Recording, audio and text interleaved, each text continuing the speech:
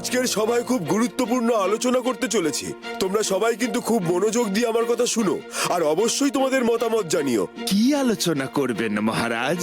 আমি ঠিক করেছি সামনের মাসে কৈলাসপুরে এক জলসার আয়োজন করব।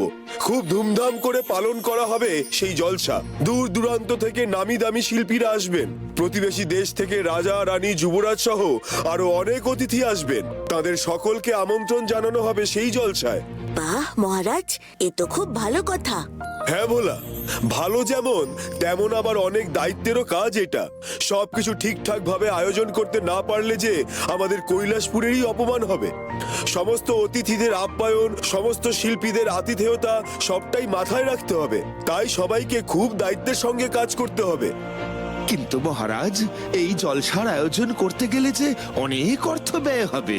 হোক অর্থ ব্যয়, কৈলাসপুরের রাজকোষাগারে অর্থ ধন সম্পদ কিছু কম আছে নাকি? যতই অর্থ ব্যয় হোক, এই জলসা কিন্তু সুষ্ঠুভাবে সম্পন্ন করতে হবে। আমি চাই সবাই অবাক হয়ে তাকিয়ে দেখুক। কৈলাসপুরও কোনো অংশে পিছিয়ে নেই। কৈলাসপুরও চমকপ্রদ কিছু করতে জানে। নিশ্চয়ই মহারাজ, আপনার ইচ্ছে নিশ্চয়ই পূরণ হবে মহারাজ। কৈলাসপুরের মান রক্ষার দায়িত্ব আমাদের। আপনি যখন ঠিক করেছেন জলসার আয়োজন করবেন, তবে তা নির্বিঘ্নে সম্পন্ন হবে। কিন্তু সেনাপতি, চিন্তা তো থেকেই যায় বলো। কৈলাসপুরের তো আর শত্রুর অভাব নেই।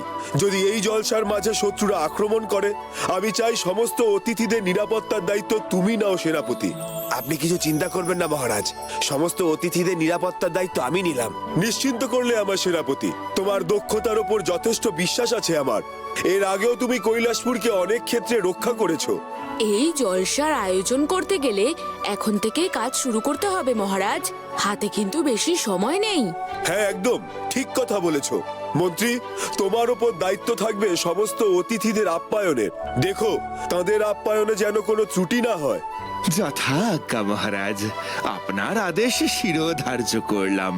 সমস্ত অতিথিদের আপ্যায়নের ভার আমি নিলাম মহারাজ। আমি জীবিত থাকতে অতিথি আপ্যায়নের কোনো ত্রুটি হবে না মহারাজ। বেশ বেশ, শুনে খুশি হলাম মন্ত্রী। তোমার বুদ্ধির ওপর আমার যথেষ্ট ভরসা আছে। আমি জানি তুমি ঠিক সামলে নিতে পারবে। ধন্যবাদ মহারাজ, আমাকে এই কাজের যোগ্য মনে করবার জন্য। আর সভাসদরা শোনো, তোমাদের এক এক জনের ওপর এক এক দায়িত্ব থাকবে।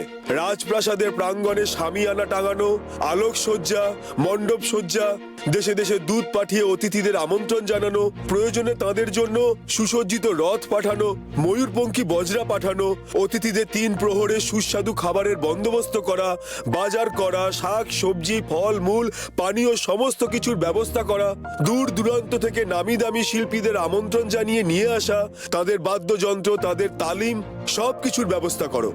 যথাজ্ঞা মহারাজ। ভোলা, শোনো, তোমাকেও কিন্তু যথেষ্ট দায়িত্ব নিতে হবে।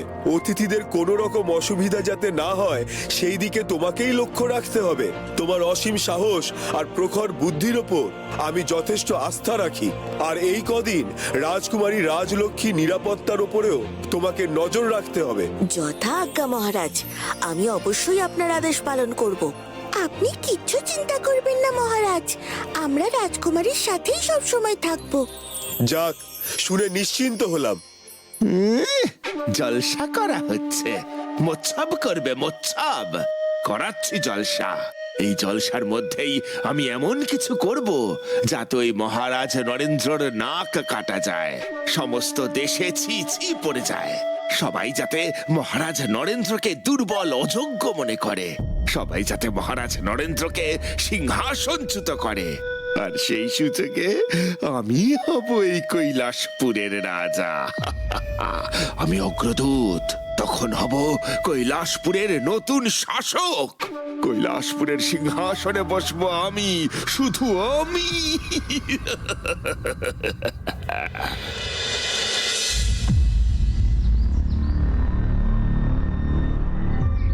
যেভাবেই হোক এই জলসা বন্ধ করতে হবে।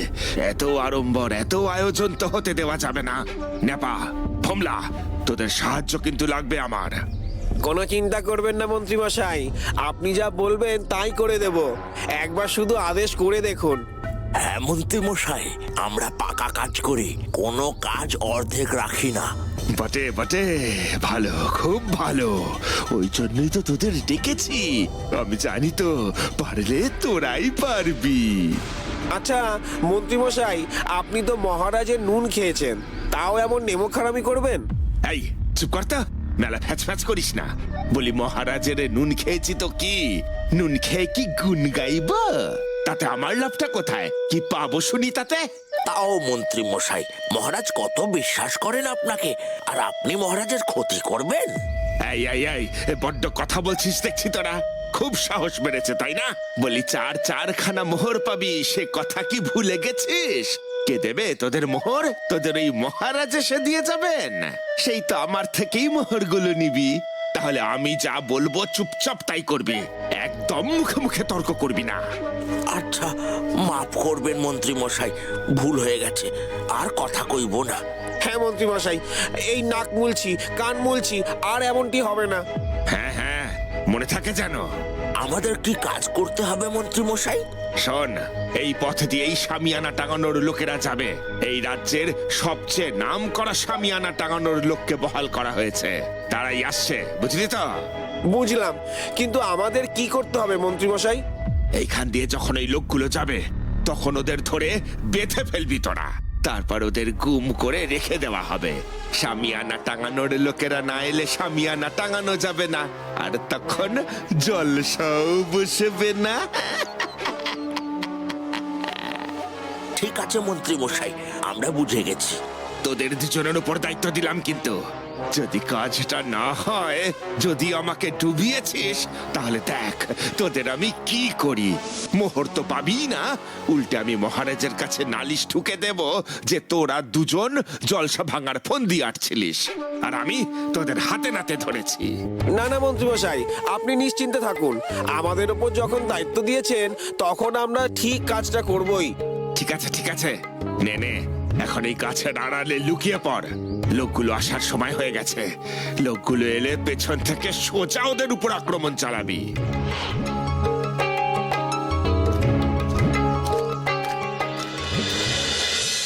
মহারাজের জলসা শামিয়ানা টাঙানোর দায়িত্ব পেয়েছি আমরা, ভাবলেই যেন অবাক লাগছে। তা যা বলেছ ভাই, এই এত বড় কাজের বরাত কোনোদিনও পাইনি গো। আমার তো জীবন ধন্য হয়ে গেল মনে হচ্ছে। রাজপ্রাসাদের প্রাঙ্গণে শামিয়ানা টাঙাবো, জীবনে কোনোদিন রাজপ্রাসাদের গন্ডি অব্দি পেরোয়নি গো, আর আজ সেখানে গিয়ে শামিয়ানা টাঙাবো। হ্যাঁ ভাই, সত্যি। চলো চলো, জোরে পা চালাও গো, নইলে আমার পৌঁছতে দেরি হয়ে যাবে। হ্যাঁ হ্যাঁ, চলো চলো। হ্যাঁ হ্যাঁ, চলো চলো। তোরা পৌঁছতে পারলে তো তবে কাজ করবি, তোরা কখনো ওখানে পৌঁছতে পারবি না। নেপা, ভোমলা, চাচা, তোদের কাজ শুরু করে এবার।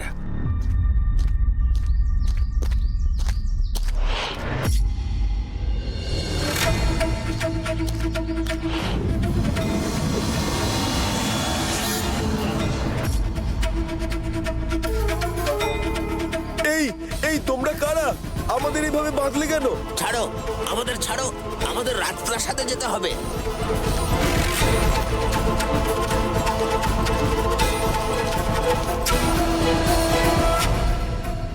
কে কে আপনি? দেখে তো রাজ দরবারেরই কেউ মনে হচ্ছে। আমি কে সেটা তোমাদের না জানলেও চলবে, কিন্তু এখন যে কিছুদিন তোমাদের বন্দী হয়ে থাকতে হবে আমার কাছে। কি বলছেন কি? না না, এমন করবেন না। আমাদের মহারাজ ডেকেছেন, মহারাজের কাছে যেতেই হবে আমাদের, নইলে যে অনেক বড় লোকসান হয়ে যাবে।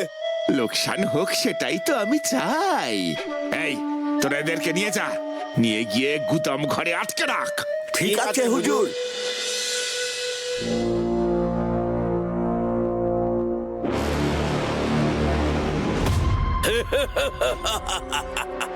জলসা, বাবা বাবা বাবা, জলসা। হ্যাঁ, নাচ হবে, গান হবে, আরো কত কি, কিন্তু এই জলসা যে সফল হবে না, আমি সফল হতে দেব না। এই জলসাই হবে কৈলাসপুরের মানুষদের শেষ জলসা। কেন হুজুর, শেষ জলসা কেন? কি করবেন আপনি? আমি এমন এক ব্যবস্থা করব যে কৈলাসপুরের সবাই পাথরে পরিণত হয়ে যাবে, সবাই জড় পদার্থ হয়ে যাবে, কারো নড়াচড়া করার ক্ষমতা পর্যন্ত থাকবে না। জলসায় তো গান হবে, নাচ হবে, আপনি নিজেই বললেন। তার মধ্যে আপনি সবাইকে পাথর করবেন কিভাবে শুনি? করব এবার এমন মোক্ষম চাল চালবো যে সব কিছু ধ্বংস করে দেব। কৈলাসপুর, তুমি প্রস্তুত থাকো তোমার ধ্বংসের জন্য।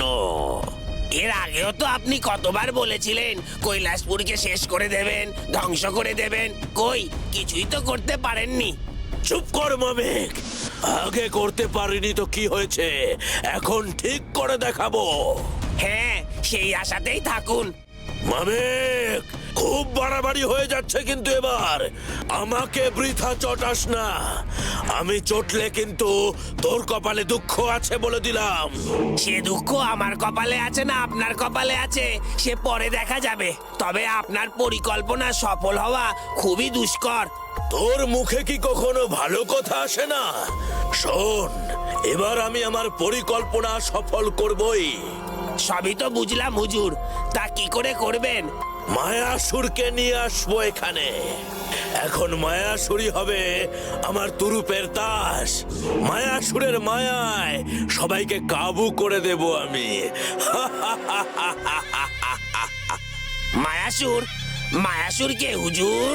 মায়াসুর হলো এমন এক অসুর যে তার হাতের বাদ্যযন্ত্র বাজিয়ে সেই সুরের মূর্ছনায় সবাইকে বশ করে নিতে পারে, আর তারপর সবাই ধীরে ধীরে পাথরে পরিণত হয়ে যায়।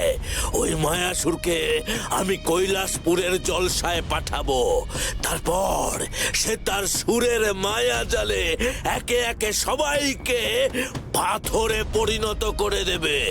তাই নাকি হুজুর? তাহলে তো এই মায়াসুরের অসীম ক্ষমতা। হ্যাঁ, ক্ষমতা আছে বলেই তো ডাকা হবে তাকে। তবে ডাকুন তাকে হুজুর, আমিও তার দর্শন করি একটু। আমার যে আর তর্স হয়েছে না হুজুর। এই দেখ তবে। ওম রিং ট্রিং ছট, ওম রিং ট্রিং ছট, ওম রিং ট্রিং ছট। প্রণাম প্রভু, এই মায়াসুরের প্রণাম গ্রহণ করুন প্রভু। বলুন, আমি আপনার জন্য কি করতে পারি? আদেশ করুন আমাকে। যাও মায়াসুর, যাও কৈলাসপুরে যাও। ওখানে গিয়ে তোমার সুরের মায়ায় সবাইকে পাথরে পরিণত করে দাও। যথাজ্ঞা প্রভু, আপনার আদেশ শিরোধার্য করলাম।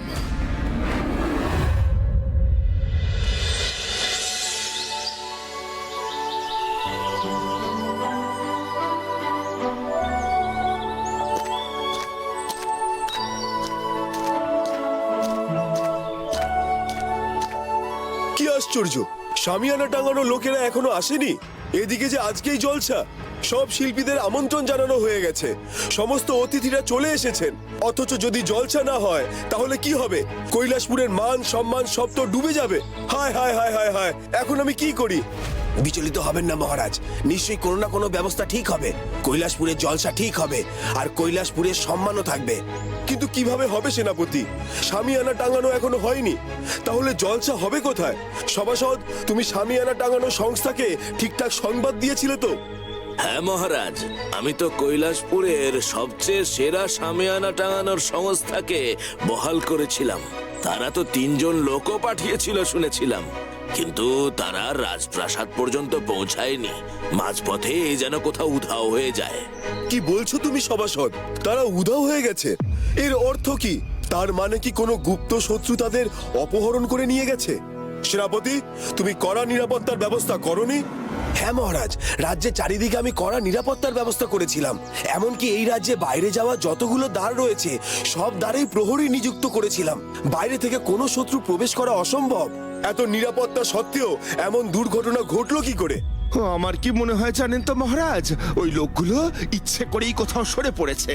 ওদের নিশ্চয়ই কোনো বদ মতলব ছিল। এই সমস্ত লোকেরা না এইরকমই হয়। ইস, একবার যদি ওদের হাতের মুঠোয় পেতাম তাহলে চবকে সিধে করে দিতাম ওদের। মহারাজের সঙ্গে বেইমানি, এর তো শাস্তি দিতেই হবে। মন্ত্রী, শাস্তি তো তখনই দেবে যখন তাদের খুঁজে পাওয়া যাবে।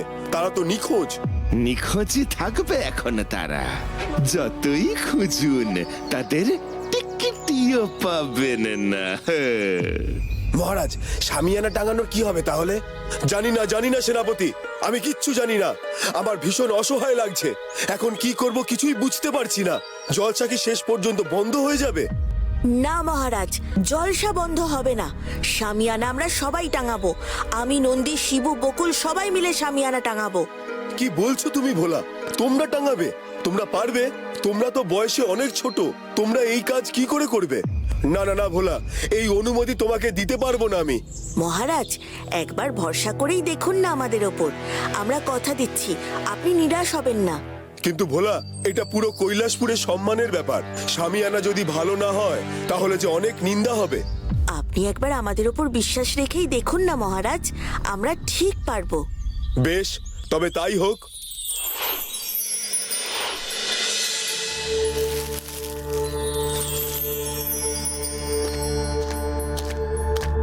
দেখুন তো মহারাজ, শামিয়ানা টাঙানো কেমন হয়েছে। অপূর্ব, অপূর্ব ভোলা, অপূর্ব। তোমাদের কাজ খুব সুন্দর হয়েছে। আমি খুব খুশি হয়েছি। আমি তো ভাবতেই পারিনি এত অল্প সময়ের মধ্যে তোমরা এত সুন্দর শামিয়ানা টাঙিয়ে ফেলবে। কৈলাসপুরে জলসা এবার জমে যাবে।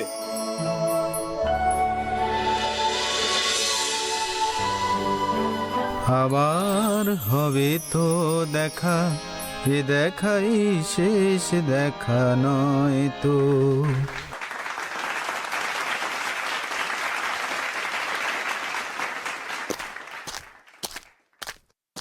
কি চমৎকার গাইলো, তাই না?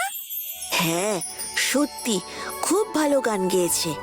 আহা, কি সুন্দর বাজালো! অসাধারণ, অসাধারণ। এখন মঞ্চে সুরের জাদুতে ভাসিয়ে নিয়ে যেতে আসছেন সুরা। একটা জোরদার হাততালি।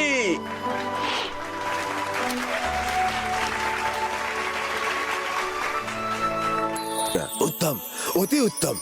মহারাজ, ভাগ্যিস আপনি এই জলসার আয়োজন করেছিলেন, তাই এত গুণী মানুষের অনুষ্ঠান দেখার সৌভাগ্য হচ্ছে আমাদের। দেখো দেখো সেনাপতি, প্রাণ ভরে দেখো।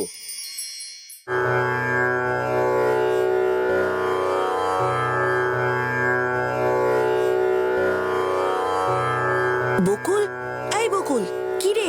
কথা বল। কি রে? নন্দী, নন্দী, এই নন্দী। শিবু, এই শিবু, উঠবি তো নাকি?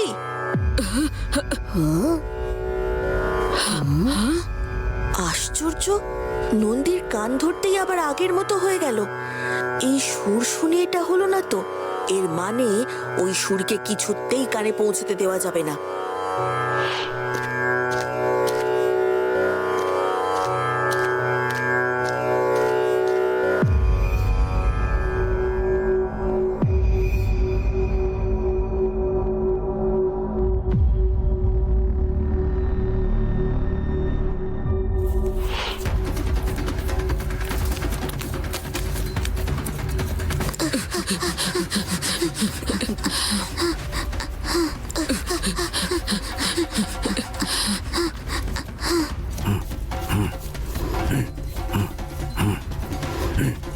আমার সুরের প্রভাব এদের উপর পড়ছে না কেন? আমাকে কিছু একটা করতেই হবে। এই লোকটা এখানেও চলে এসেছে। কি চাও তুমি? কি চাও? আমরা জানি তুমি কোনো সাধারণ মানুষ নও। একদম ঠিক বলেছ খোকা বাবুরা, আমি কোনো সাধারণ মানুষ নই। আমি হলাম মায়াসুর।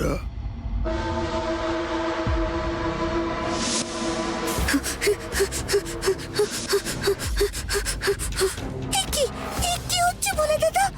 কত অসুর! চারপাশে তাকিয়ে দেখ, শুধু অসুর আর অসুর। আজই বোধহয় আমাদের শেষ দিন। আমার খুব ভয় করছে। তোরা ভয় পাস না, এদের সঙ্গে লড়াই করতে হবে। ভয় পেলে এরা আরো ভয় দেখাবে। হু, হিয়া! হুইয়া!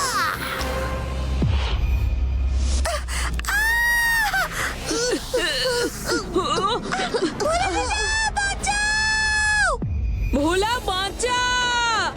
ভোলা বাঁচা!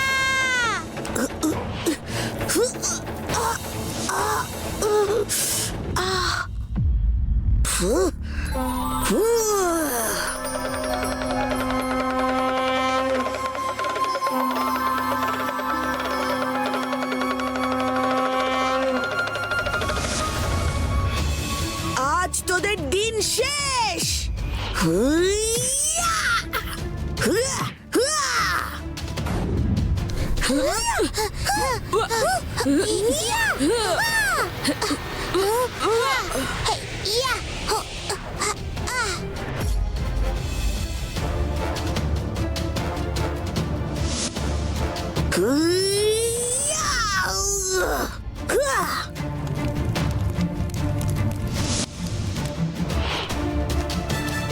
বকুল, শিবু, নন্দী, তোরা ঠিক আছিস তো? হ্যাঁ ভোলা দাদা, ঠিক আছি। হ্যাঁ ভোলা, ঠিক আছি। হ্যাঁ ভোলা, ঠিক আছি। চল তাহলে আমরা আবার জলসায় ফিরে যাই। আরো ভালো ভালো গান বাজনা শুনতে হবে তো, নাকি? হ্যাঁ হ্যাঁ চল। আজ ভোলানাথ আমাদের রক্ষা করেছেন। জয় ভোলানাথ! জয় ভোলানাথ! জয় ভোলেনাথ! জয় ভোলেনাথ! জয়